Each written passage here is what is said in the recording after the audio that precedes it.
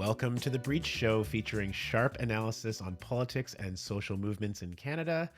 I'm your host, Desmond Cole, and it's a post-election podcast.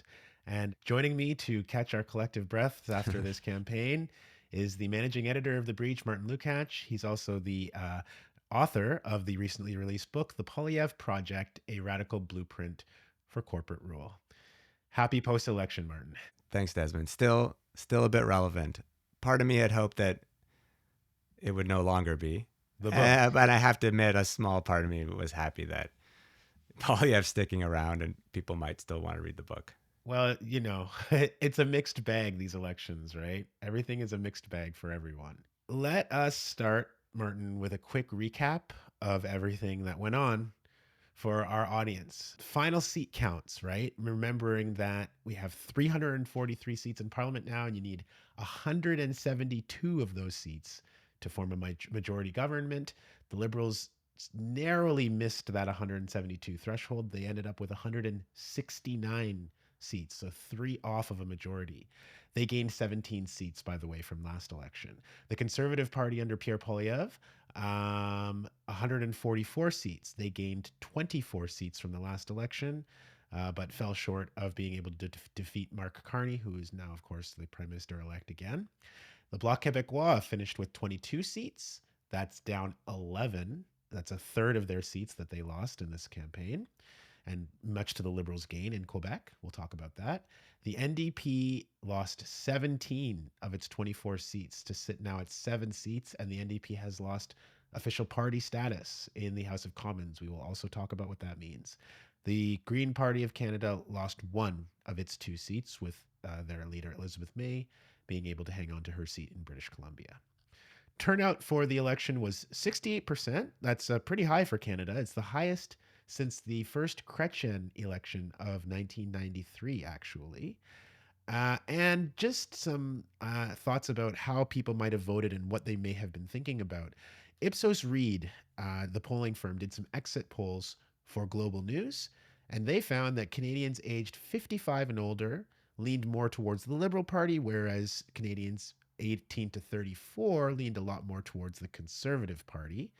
Older voters were more likely to cite Trump as their number one issue, while younger voters were more likely to cite affordability as their number one issue. And so, you know, those two kind of considerations together might explain why the Liberals and Conservatives kind of surged on those two issues while the other parties fell back. Martin, there's a lot to dissect here. I didn't mention one more important thing, that two more important things. The Liberals gained a lot of seats in Quebec, whereas the Conservatives improved a lot more in Ontario and BC. And the NDP's leader, Jagmeet Singh, lost his seat and then promptly resigned on election night. So that's the roundup of all of the major things that happened. So Martin, give us your broad takeaways from all of this several weeks of campaign and the final vote. Well, for me, the minority was a big relief. I think it would have been dangerous for Canada to reward Mark Carney, a very conservative investment banker and then central banker, with 4 years of unchallenged government. And I think it was great that, Poilievre wasn't able to win a government of his own, which I think would have been even more deadly for the country. And I think, it's a disastrous result for the NDP. I think the biggest disappointment is to see so many really great left-wing MPs lose their seats. I think the big silver lining there, though, is that there's a real opening now for a reset for the party, which I think is going to be really important going forward, both to recover their, the huge votes they lost, but also to challenge Poilievre and the Liberal government. In terms of what was on people's minds, how do you think the kind of Trump conversation ended up playing out, and how the affordability conversation ended up playing out? Because there was actually a really interesting point in a CBC story that I was looking at this morning, which pointed out that the Liberals, who ran very much on we've got to fight Trump, we've got to fight tariffs, they actually lost in places like Windsor, Niagara, and Hamilton, and not just losing. Incumbent Liberals lost their seats in those areas where, labor concerns and factory concerns and the kind of industries that are in those places. You would think that those played well to the Liberals, and incumbent Liberals lost their seats there. So, how do you think these conversations really might have been playing out? It was clear that, for the last few years, the issue at the forefront of people's minds was just how unaffordable life has become in this country. And Pierre Poilievre, better than anyone, had been tapping into that, feeling with, in my view, a totally schmaltzy, fake, anti-establishment posture. And I think in the absence of a bold alternative from the NDP, he connected with a lot of young people, unionized workers, immigrant communities. And I think that was what led to the, huge voting, huge polling lead that he had for almost 2 years. Then I think obviously the Trump tariff threats and attacks on Canada's sovereignty upended that electoral dynamic and introduced a new one. And I think through the course of the election, it ebbed and flowed. Certainly at the first few weeks, it dominated. And then I think as Trump drifted from the headlines over the last 2 weeks, some of those issues came back to the fore. And my worry politically is that, as the shine fades from Carney and, Trump moves on to other issues, of his fickle mind. I do think that the motivations that pushed people into the arms of the conservatives are the ones that are going to stick around for longer. I'm also very interested to see how long Trump is going to continue to be a central focus of the politics here day to day. I know that I feel like our media really likes to put Trump in the center of things. It's very clarifying. It makes everybody united and gives a good, clear story of the enemy, on the other side of the border. But I'm skeptical too that he's going to continue to be kind of the daily preoccupation.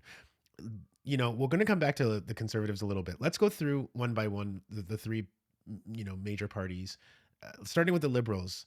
How do you think Mark Carney and the Liberals' playbook worked out in this scenario? They didn't quite get the majority, but they're extremely close, and I think they've got to be happy, given how far behind they were just a couple of months ago, to now be the government again. I mean, I think the Liberals are very lucky. I think one of the best quotes of the whole campaign, and I'm wary to quote it so we don't lose our PG rating on Apple Podcasts. But you can use some silly words to substitute. From Jean Charest, the former progressive conservative national leader and the former premier of Quebec, who told Carney at one point that he's the luckiest effing guy in Canadian politics, because he had this resume that, on the surface of it, lent itself so well to the political moment, to the particular preferences of the elite political class and the elite media, for whom, Mark Carney was the confidence man, the man who deals with crises with gravitas and a steady hand. And, probably the most entertaining moment of the election was when that woman in his in one of his rallies shouted, "Save us, Big Daddy." So, I mean, when you dig into Carney's background, I tend to think that he's actually he is a savvy manager of crises, but always in the interest of the wealthy and corporate elite, whether we're talking about housing or inequality born of massive the massive funneling of money into tax havens, or even the way that the oil and gas giants and the bankers who are bankrolling them are dealing with the climate crisis, which is namely to make as much money as they can on green alternatives, but then when push comes to shove, as we've seen with Trump's election, they've abandoned all the kinds of voluntary, green initiatives that Carney was such a fan of, and really at the forefront of globally in pushing and promoting, and all of that, a real exercise in greenwashing. The idea that the private market can solve these crises, when in fact what it would take is using the power of government to rein in and regulate this destructive and predatory behavior. So despite, that being his real record, he was sold to Canadians as the man to save us from Trump. And I think it worked incredibly well. I really think Canadians were taken for a ride. And there are millions of progressive Canadians who would have tended to vote for the NDP or the Green Party, who I think threw in their hat with Carney, and I think are soon going to be sorely disappointed. Well, it seemed to work the best in terms of like electoral fortunes in Quebec. So we mentioned that the Bloc Québécois lost a third of their seats, and the Liberals were the the beneficiaries of those losses from the Bloc Québécois. Do you have any thoughts about why this message maybe resonated so much in Quebec? I mean, a place where generally the Bloc gains from conversations about sovereignty, but now we're having a conversation about national unity, and somehow the Liberals are the winners in that conversation. Why do you think that might have happened? Obviously, one can't generalize, but I do think that they understand that they have a decisive influence on the federal scene, and they deploy that power in very different ways depending on the election. In 2011, I think, leaning to their really progressive side, wanted to not see Harper have a majority in this country, and so they threw their hat in with Jack Layton. On other occasions, they've leaned towards the Bloc, and in this case, I think similarly they were, maybe more than any province, put off, frightened, and rightly hostile to Donald Trump. And so I think they viewed Carney as the man to, who knows, to whatever the degree that's actually true, as the man to fend off, the U.S. president. I have to imagine that the, industries in Quebec, particularly industries like aluminum, being really threatened by these tariffs, have some role to play there as well. Mark Carney is the prime minister elect. He's going to go back to the role that he started in when he took over for Justin Trudeau.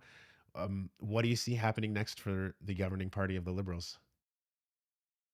Well, I think one dynamic that I think seems probably obvious to us on the left, but did really not get much of any airing in the mainstream debate, was just how similar the platforms of the Conservatives and Liberals were.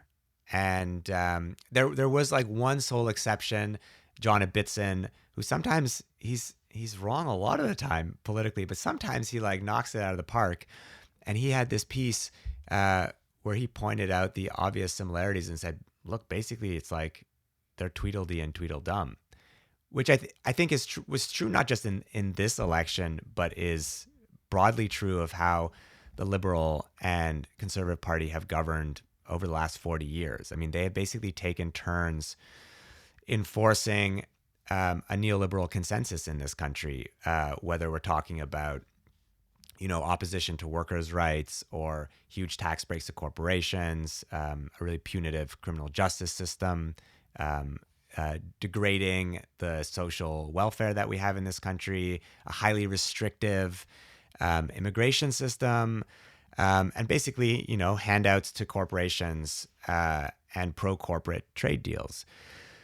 And I think, the Liberals sometimes, certainly under Justin Trudeau, fuse those kinds of right-wing economic policies with kind of superficial anti-racism and progressive posture. But bottom line, they don't govern all that differently. And I think you saw with Carney, I think partly because of his own, establishment-friendly disposition and outlook, but also because the people in his campaign, like Gerald Butts, who played an advising role and is a very savvy operator, they leaned into that kind of chameleon-like nature of the Liberal Party and had it tilt rightward, because they understood that Poilievre has really ideologically, I think, at the governance level, shifted the political debate rightward. And so to, undercut that movement and appeal, they systematically pilfered the policy playbook of the Conservatives. I mean, literally, it was the very first act of Carney as Liberal leader when he gave his acceptance speech. He said that, okay, we're going to cut the carbon tax. We're going to cut capital gains inclusion tax that would have raised taxes on the assets of the ultra rich.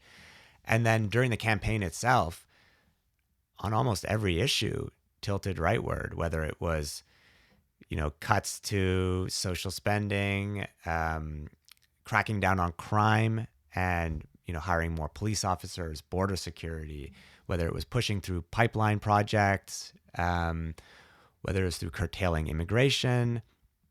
He used the exact same language as Poilievre when it came to, giving workers bigger paychecks. The tax cut agenda, very similar, except with some minor differences. And so I expect that is how Carney will now govern.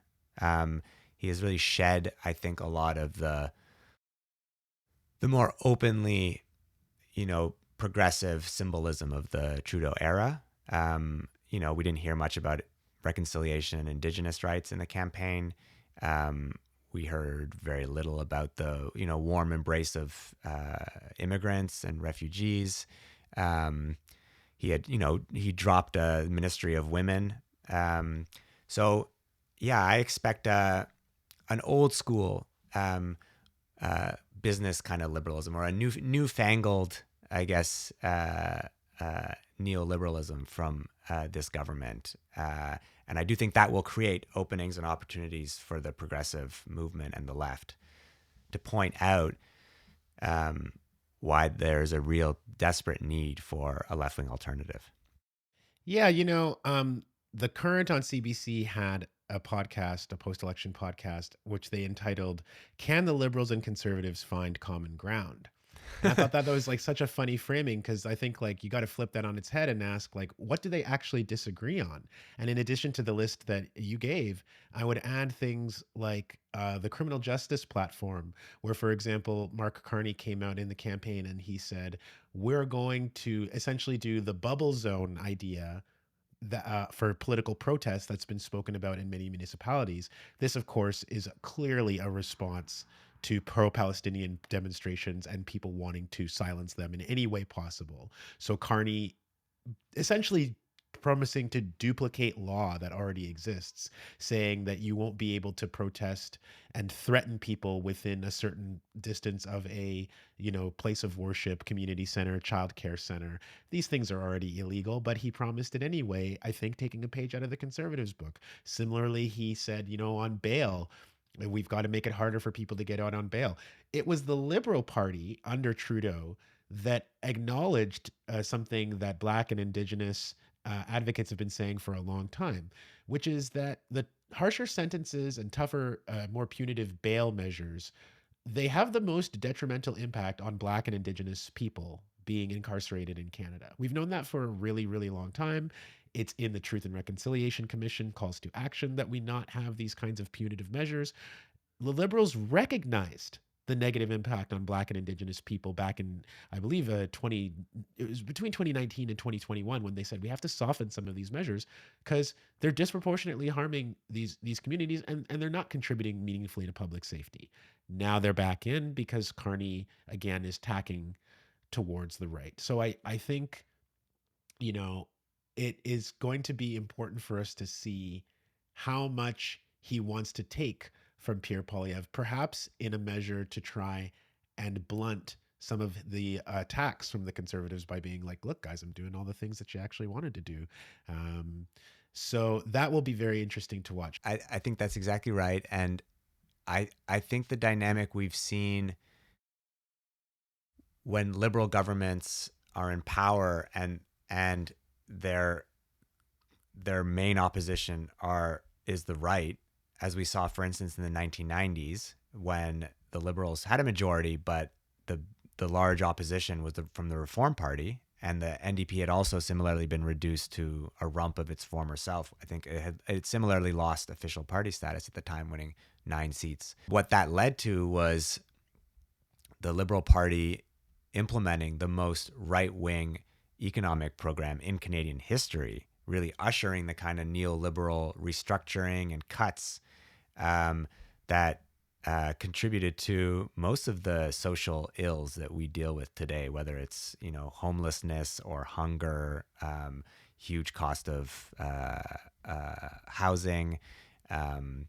So yeah, I think that's something that we have to be really wary of and clear-eyed about. And actually, when it comes to collaboration between the two parties, the Breach, yourself, and Ben Cuthbert actually wrote a piece way back in 2021 talking about the cooperation between the two parties to get a common agenda passed. Liberal, Tory, same old story, voting records say yes from 2021. So there's actually a lot of precedent for the idea that while these two parties campaign as if they are polar opposites of each other, Right. they govern very similarly and actually collaborate on legislation.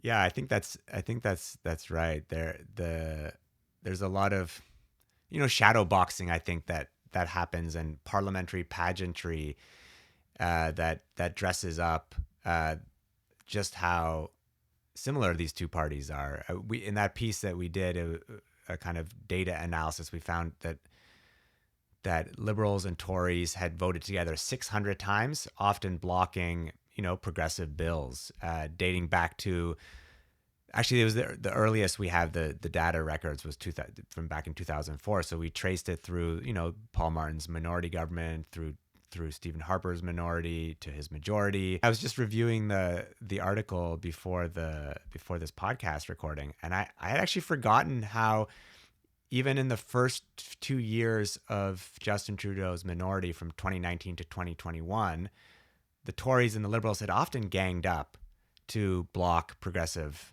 legislation that the NDP had put forward. So they ganged up to block pharmacare. They ganged up to block dental care. They blocked a wealth tax of 1% on wealth over $20 million and an excess profit tax on corporations. I think there is a deep affinity between the Liberals and Conservatives, and far from this notion that, what possibly could they collaborate on. I actually think that there is a vast terrain on which they will likely collaborate on in this upcoming government. Okay, let's now talk explicitly about the Conservative Party, who many people are saying flopped in this election because they didn't win a majority, because they didn't win government at all. And people are saying that because, for basically the better part of 2 years and a bit, the Conservative Party were well ahead in the polls, sometimes 20, 25 points ahead in polls, and they lost. I said on election night that I don't think that should be the standard. I think that for 2 reasons, Martin. One is that you're never more popular than when there isn't an election happening. And we see this all the time. So what the polls say 2 years out are not really a fair indication to say like they fell 25 points. Did they have a lead in opinion? Obviously they did. Did they have all the momentum? Obviously they did. Could they have foreseen the way Trudeau departed and the attacks from Trump? No one could have. And so And I've heard actually people even saying that those things were obvious and the Conservatives should have all seen it coming. But I think that there's this tendency to treat it like a basketball game. You were up 25 points in the fourth quarter and you blew the lead. So, you know, what do you think about the approach that they took and how it turned out for them? Yeah, I've been listening to a few, more mainstream podcasts the last few days just to get a sense of what, you know, liberal and, Tory operatives are thinking. And it's been interesting to hear even liberal strategists, including the guy who ran Carney's campaign, admit that he thinks that despite the Tory naysayers about Poilievre's strategy, he thinks that actually they made the right call in sticking to their focus on affordability and the cost of living crisis. Because even had they tried to pivot, as I think Poilievre did, towards the midpoint of the campaign, towards, showing that he too himself could stand up to Trump, I don't think they could have bested the Liberals at that game. And I think it's borne out by the results that their strategy paid off for them. So I traced in my book about Poilievre the realignment strategy that the conservative strategists around Poilievre have come up with, and I actually think that they, despite this curveball from Trump, did really well in meeting their goals that they had set for themselves, and and and that revolved around this this fake populist appeal to working people, to immigrant communities, to young people, and they made giant inroads. You saw that success borne out by the very good result that they had in Ontario, in British Columbia, and in the way that they, for instance, picked off like 10 or 11 NDP ridings. And I do think that a lot of conservative strategists are going to be very happy with the result because it sets them up very well for the next election. It's interesting, because off the top, I said I had a great recap for us of all the important things that happened.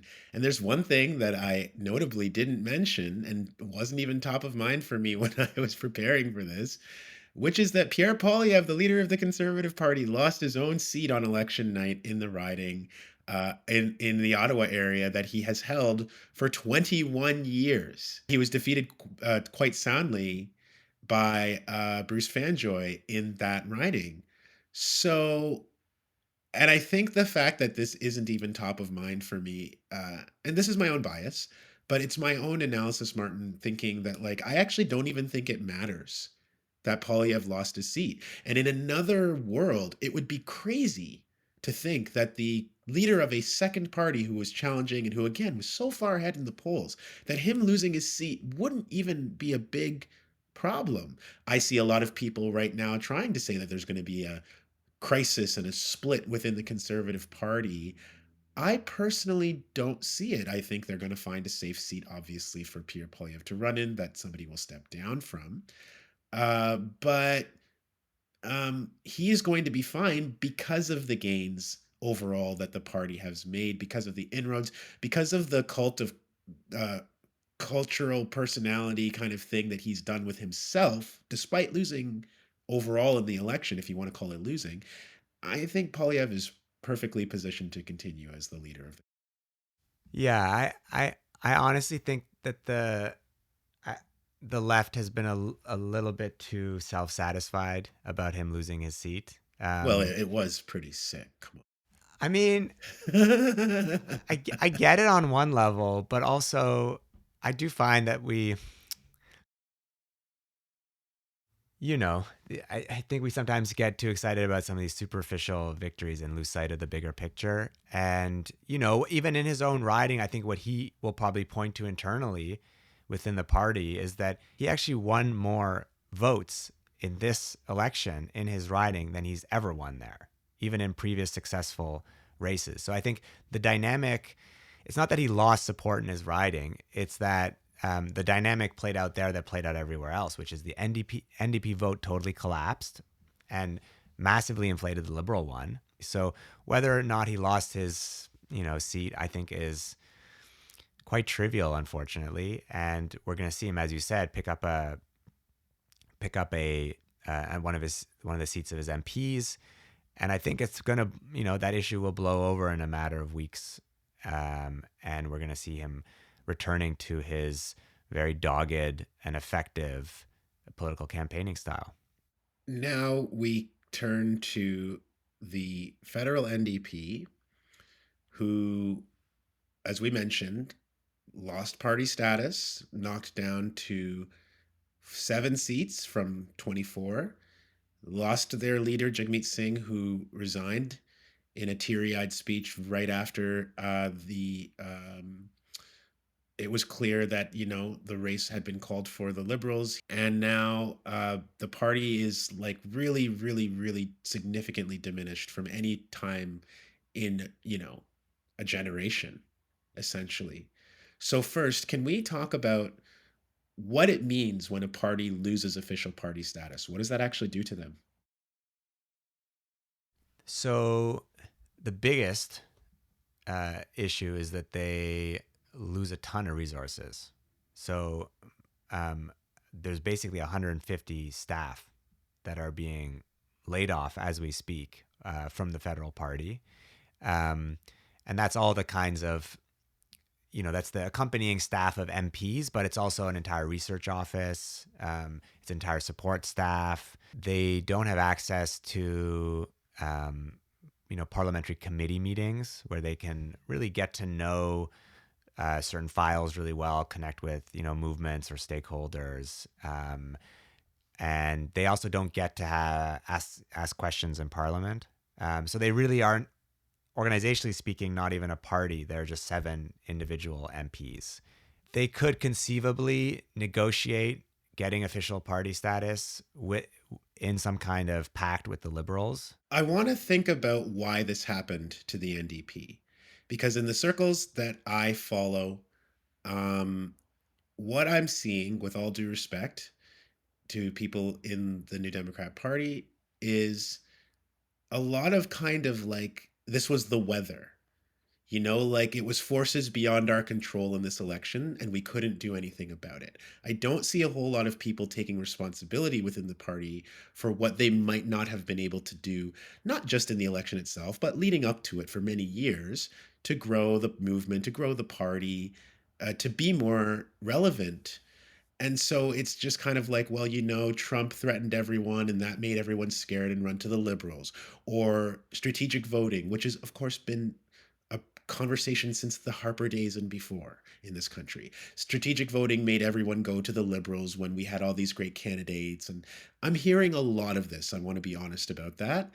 And I don't think it's sufficient to explain what happened. I think it's a part of what happened. But what else are we not hearing maybe about why the NDP have fallen so far? Just to add one other, I think, argument that we could potentially see come to the fore, especially from the right wing of the party, or some of its provincial counterparts that are more right wing, like in Alberta or even BC, is that the party was too left wing. Oh, we love that one, don't we? And it is true that on paper, the federal party had the most, outwardly social democratic policy book that they've ever had. But obviously that was not the reason why they suffered the defeat that they had. I think that there are some proximate or more short-term consequences or reasons for why we're seeing what happened. And I think there are also some long-term ones. And I really think one of the big short-term ones was their decision to enter a supply and confidence agreement with the Liberals. Because I think what that did, as those of us who were criticizing it from the get-go always felt that the concessions that they would be able to get out of the Liberal Party would end up not being associated with the NDP, but being associated with the Liberals. And all the baggage of the Liberal Party would stick to the NDP. So I think that was part of it. But I think that to my mind, the very reason why the people who run the NDP these days and that is a small clique of consultants who circle through the provincial and federal party.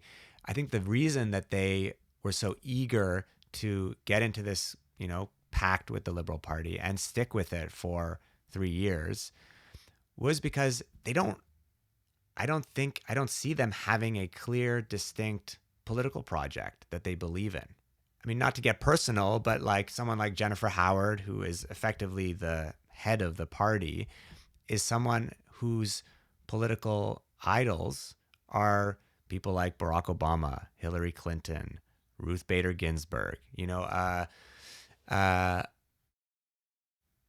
circle of kind of corporate Democrats who I think, are very far and away from the roots, the more radical democratic socialist roots of the party, grounded in movement organizing and political education and real struggle. And so I think if you don't have a distinct political project that is grounded in a vision for a different kind of Canada based on solidarity and redistribution, and then I think it compels you to resolve that problem by getting a seat at the table. And I think that, the reason that this has happened is, a multi-decade shift in the party that I think dates back to the 80s and 90s, really, when, neoliberalism was ascendant. It was starting to lose its industrial base of support in the unions. Ideologically, there was this, utter embrace of capitalism. And I think the party had a choice at that point, which was to really reset how it would operate, connect with social movements, or do what it ended up doing, which was to kind of sand off the more radical parts of its, political legacy, the support for nationalization and redistribution and, full-on support for workers' rights, and become a party that was more moderate and more like the Liberals, to be honest. And I think that's the path it chose. And what that led to was, a greater emphasis on the personality and cult of the leader, which we saw, I think, full bore with Jack Layton. We saw a far greater emphasis on the air war and on focus groups and on spending huge amounts of advertising rather than doing, day-to-day grassroots education, mobilizing, organizing. And what we saw is a lot of the local riding associations started to atrophy. And, what you have today, and I think these tendencies of this kind of professionalization of the party, the centralization of control, the wariness and rejection of the power and sometimes messiness of social movements is a party that is disconnected from its own grassroots, disconnected from the social movements in this country, whether Indigenous rights, environment, anti-racism, even workers, that could provide the fuel and engine for a broader movement, of which the NDP would be its parliamentary expression. Can I ask, though, when it comes to the supply and confidence agreement that lasted for, most of the last part of Trudeau's reign, couldn't you make the argument, you brought up how many times the Liberals and Conservatives collaborated, often to defeat progressive ideas put forward by the NDP. Can you not argue that that confidence agreement was the only way we were going to get pharmacare, the only way that we were going to get dental care and anti-scab legislation? Can they be criticized for entering into an agreement when presenting the legislation in Parliament all those years with, big Conservative and Liberal majorities combined was not getting it done? How are they to be criticized then for taking the opportunity to pass legislation when they had it? I think that's a good point. I think if you are thinking from the perspective of a strategist in today's NDP, right, which doesn't have the ambition to build a movement inspired by bold ideas, right? If it is happy with getting concessions for programs that I admit are incredibly valuable to many people in this country, then you're right that is the best way to extract those things. And they got, childcare, pharmacare, the beginnings of pharmacare, and means-tested dental. But I guess the argument I'm making is that, and I think history bears this point out, if the NDP were more politically ambitious, if it were invested in, advocating year-round for bold ideas, open to democratizing the party so that huge amounts of energy could flow into it, and it could really serve as an amplification machine for the visionary and entirely popular demands of social movements around this country, I think it would change the fundamental equation.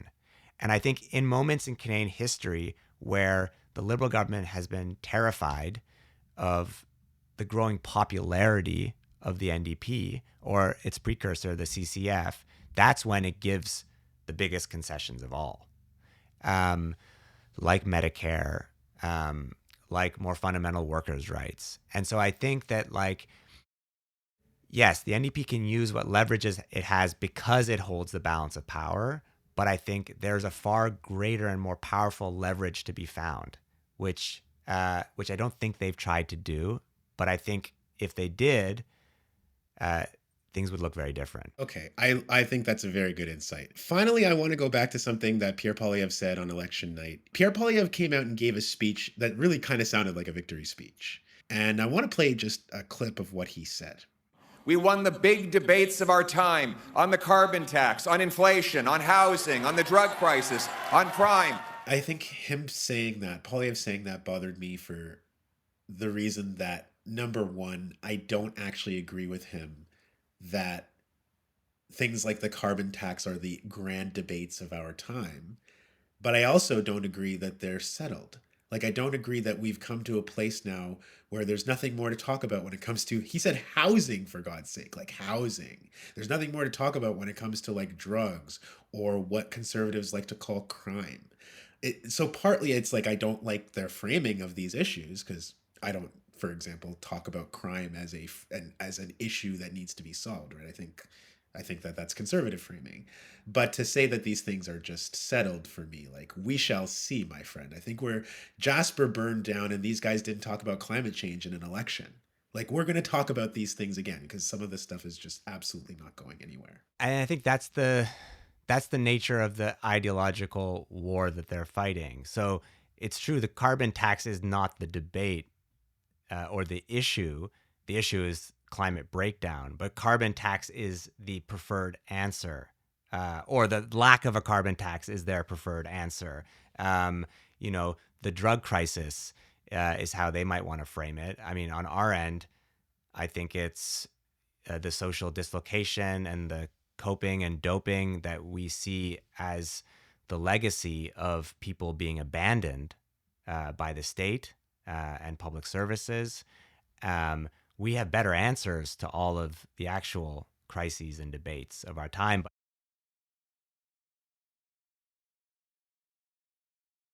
His answers are getting the most oxygen and most acceptance by many people and also the Liberal Party. I think that part is true. I don't think they've won the debate in the sense that they have the right ideas. But I do think that Poilievre has very skillfully been waging an ideological war the last few years. And it has been a war to fight for the dominance, the hegemony of the ideas he has. I mean, the common sense revolution that he's overseeing. It's a funny term because the term common sense comes from a great Marxist thinker, Gramsci, who talked about how you have to make your ideas as natural as the air we breathe. And I do think that it's obviously an uneven and still very much contested war that's being fought, but I do think at the elite levels, Poilievre has made some enormous inroads. And I do think he has pushed both the broader political class as well as the Liberal Party to answer a lot of these, critical questions of our age in a right-wing manner, right? Housing, inflation, the drug crisis. And I do think that the left is on our back heels right now. And I think that we have answers to these crises that are far more compelling, far more humane, that will actually resolve them, whether it's, a Green New Deal or a generational build out of public housing or, safe supply and defunding the police, and actually investing in the kind of services that our communities need. Or the fact that, unlike Poilievre claims, there actually is money out there to spend. It's just sitting in the offshore accounts of the corporate elite, and we need to go and find that money, put our hands on it, and spend it on the things and services that we desperately need in this country. And I think those answers to those crises are popular. Certainly when people are polled, 75% support a Green New Deal, 80% want to tax, the ultra wealthy. But those ideas in the political moment don't have the momentum. His ideas do. They don't. And so maybe I'm quibbling in terms of semantics. I think that it's fair for the Conservatives and Poilievre to say that they are controlling the narrative. I think that that's probably true. And he actually made some allusion to that immediately after this comment about we're winning the big debates. But what I actually think about the big debates themselves is that I think that we don't really have big debates in this country on a lot of these broader issues. And in a moment where someone is able, as Poilievre has, you're correct, skillfully done, when he's able to come in and take up a lot of the oxygen, everything kind of moves towards the right and moves towards him.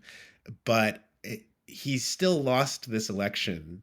This is maybe where I do sympathize a little bit with some of the critiques that the Conservatives didn't do as well as they should have. If they were so clearly winning these debates, then this would have been a pretty easy election for them to win. They didn't. And I actually think that the tide can change and turn on a lot of those conversations, despite this very grandiose proclamation by Poilievre. But it's going to take a lot of work on the part of people who, as you say, are not getting their ideas out into the public now in the way that we should be. I think that's exactly it. It's not a question that these ideas aren't popular, and that there isn't a base for them. It's entirely a question of organization.